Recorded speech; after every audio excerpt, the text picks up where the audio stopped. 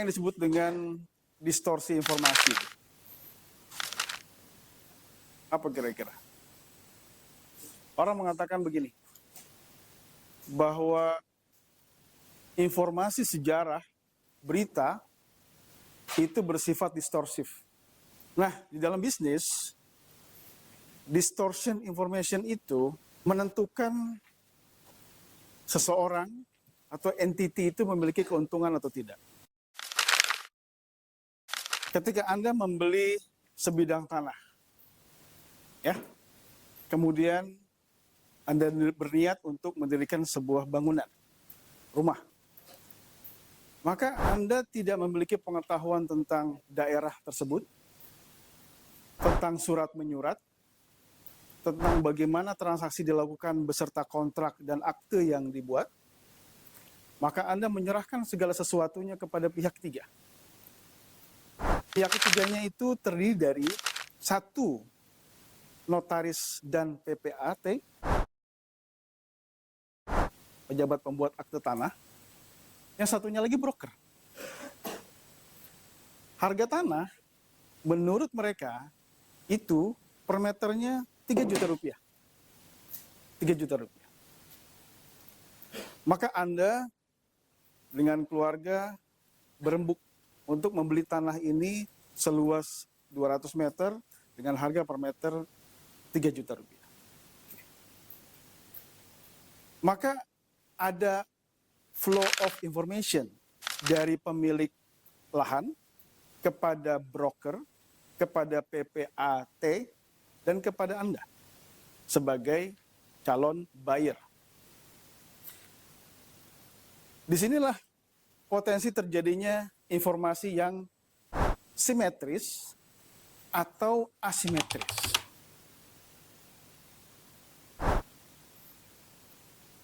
Ketika simetris, informasi 3 juta rupiah itu, apa yang disampaikan oleh si pemilik lahan, sampai secara simetrik kepada kita sebagai calon buyer.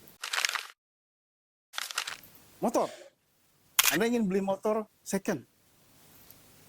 Di pasaran memang pascanya pernah jualnya murah. Atau Yamaha misalnya. Ereking. Ini kan harganya nggak standar. Bisa mahal, bisa di bawah 10, bisa di atas 10. Itu informasinya sangat tergantung bagaimana flow information itu sampai secara simetris. Lahan yang sebenarnya harganya 2.500.000 sampai kepada kita, harganya jadi 3 juta. Nah, berarti informasinya itu terjadi asimetris. Seperti itu. Apa contoh informasi yang secara real time online itu simetris dan sampai kepada kita efisien? Biasanya ada di pasar keuangan.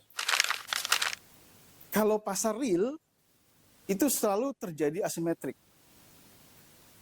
Si petani menjual 2.500 per liter, misalnya. Tetapi sampai kepada si end user, pemakai akhir, itu boleh jadi lebih daripada harga itu, bahkan bisa 10.000, 11.000. Nah, in between, ini ada supply chain cost nih. Ada rantai pasok 1, 2, 3, tire-tirenya itu saling mengambil keuntungan dari situ. Jadi bisa Anda bayangkan sekarang, kalau ada pernyataan yang menegaskan bahwa semakin kita membeli beras, gula dengan petani tebunya itu makin mahal, maka mereka semakin sejahtera. Kira-kira betul tidak itu? Yang terjadi sebaliknya. Keuntungan akibat kenaikan harga barang pokok itu seringkali tidak sampai kepada si petani. Apakah petani tebu, apakah peternak telur, atau petani beras yang 9 bahan pokok. Ini karena apa? Karena informasinya tidak simetris. Tapi kalau Anda hari ini ingin membeli saham secara real time online, Anda akan mendapatkan harga saham pada hari itu, tanpa ada distorsi information. Paham ya? Ketika Anda ingin membeli paham BRI, Telkom, Anda tidak harus datang ke Bursa Efek Jakarta. Anda tidak perlu bertransaksi di sana. Anda cukup mendownload salah satu aplikasi yang Anda percaya itu trusty gitu dan reliable, maka Anda akan mendapatkan informasi harga yang real time online. Yang sama pada hari itu terpampang di Bursa Efek. Ketika kita bicara tentang supply chain, ini juga terjadi distorsi informasi dari hulu ke hilir. Jadi kalau kamu lihat di sini, hari pertama promotion take place. Ya. Kita ada promosi semua yang terkait dengan home appliance. Ada setrika, ada rice cooker, kan?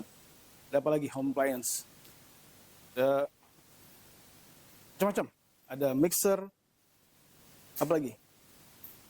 Dia promote harganya jauh dari harga pasaran. Ini the day one, hari pertama. Karena dia promosi dan di broadcast di semua media sosial, maka serta-merta semua orang borong. Borong home appliance. Bahkan kalau di pakaian itu bisa jadi diborong untuk dijual kembali. Pada hari kelima, karena promosi ini berlangsung 1 minggu misalnya, atau lebih dari 1 minggu, 1 bulan, stoknya habis. Stoknya itu run out dan nggak available. Seperti itu. Ya, di hari kelima.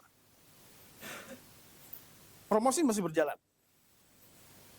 Di hari ketujuh, karena run out of stock, si distributor deliver larger volume. Oke? Karena stoknya habis. Promosi masih berlangsung, permintaan masih meningkat. Kan? Di hari ke-8, jadi 1 minggu, kira-kira 1 minggu, promosi berakhir. Promosi berakhir. Karena kalau diteruskan, maka akan menghit ke production. Jadi promosi berakhir di hari ke-8. Di hari ke-10, distributor run out of stock, order larger and earlier to factory. Nyambung ke hari ke-11. Karena permintaan itu terus naik, selalunya si promosi itu akan di-extend.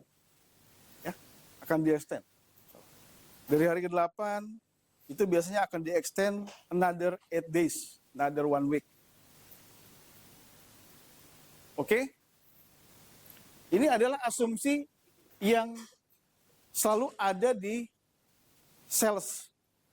Ketika dia melakukan penjualan besar-besaran karena ada promosi, biasanya dia akan janjikan dengan asumsi bahwa promosi ini akan terus berlangsung dan extend 1 minggu berikutnya misalnya.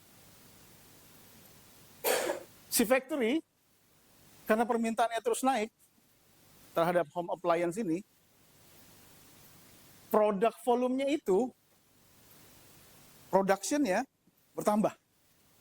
Raw material untuk si setrika, elemennya itu ditarik dari supplier.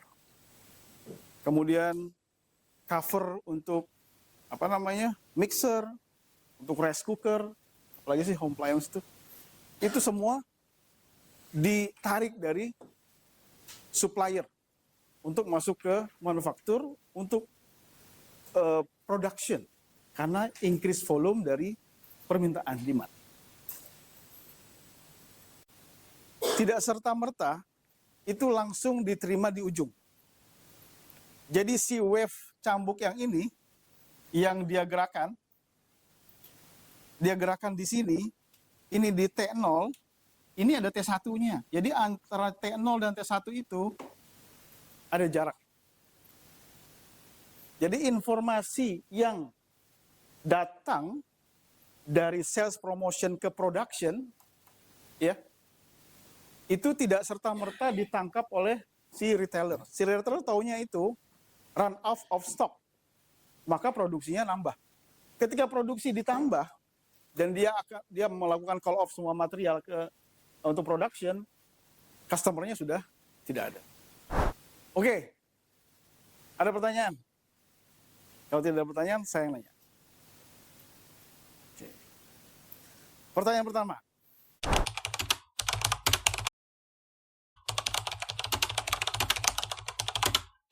Ini ada komoditi yang dia itu sektoril, bukan financial market, tapi tidak terkena bullwhip effect. Apa kira-kira? Semakin fluktuatif, berarti semakin asymmetric information, semakin informasinya distorted, dan semakin terjadi bullwhip effect.